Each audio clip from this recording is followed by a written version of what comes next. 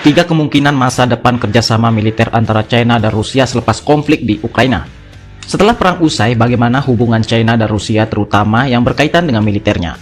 Terlepas dari hubungan baik antara kedua negara itu beberapa tahun terakhir dan memiliki nasib yang sama akan rasa ancaman dari Amerika Serikat.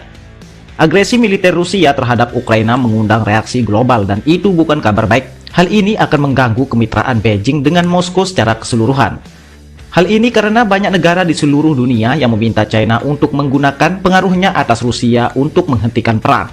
Bagaimana kelanjutan hubungan militer dua negara ini di bulan bahkan tahun-tahun mendatang akan memiliki efek langsung pada kemampuan keduanya, yaitu dalam hal modernisasi kekuatan mereka, dan secara kredibel dapat menakuti lawan dan melindungi kepentingan nasional masing-masing.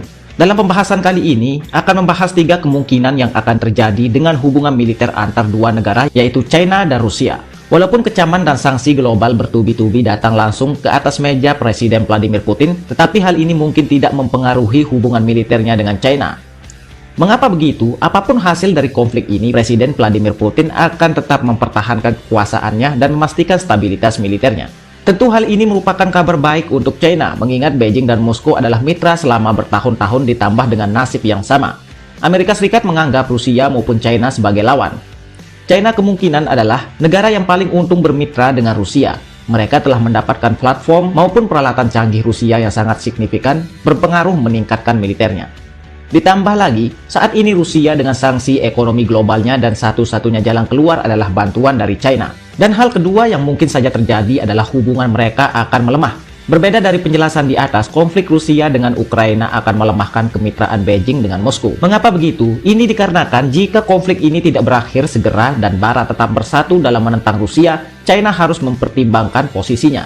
Hubungan bilateral China dan Rusia sudah diketahui banyak negara. Atas konflik ini, Beijing diisukan mendukung dan membantu agresi militer Putin. Hal ini akan membuat citra jelek bagi China di mata dunia dan akan menyulitkan mereka di kemudian hari, terutama yang berkaitan dengan ekonomi. Pemenang di sini adalah Amerika Serikat. Melemahnya hubungan antara China dan Rusia akan berdampak pada penurunan transfer persenjataan dan akan menghambat modernisasi militer kedua belah pihak. Hal ini sejalan dengan sudut pandang Washington yang menganggap bahwa kedua negara itu adalah saingan utama mereka. Dan hal yang ketiga yang mungkin saja terjadi adalah hubungan China dan Rusia akan semakin solid. Penilaian ini tidak berkaitan langsung atas konflik Rusia dan Ukraina, tetapi lebih kepada kondisi di Indo-Pasifik. Diketahui bahwa ketegangan di Laut China Selatan semakin meningkat. Salah satunya adalah perseteruan China dan Taiwan. Beijing bersikeras untuk mengambil alih Taiwan karena mereka menilai bahwa Taipei adalah bagian dari Beijing. Dan hal ini ditentang dan Amerika Serikat beserta sekutu banyak membantu kekuatan persenjataan Taiwan untuk bertahan melawan China. Tentu menjaga hubungan baik dengan Rusia adalah krusial untuk Beijing, di mana dia tetap dapat memperkuat militernya atas produk-produk Moskow. Sedangkan sisi Rusia dengan banyaknya negara-negara dunia bersatu menentang agresi militernya, Moskow akan memperkuat hubungannya dengan Beijing. Salah satu langkah yang akan diambil Rusia adalah mencakup perluasan penjualan senjata, guna meringankan perekonomian negara tersebut. Rusia dan China tahu betul mereka adalah penghalang terbesar atas Amerika Serikat. Bergabungnya kedua negara itu akan sangat merugikan Washington.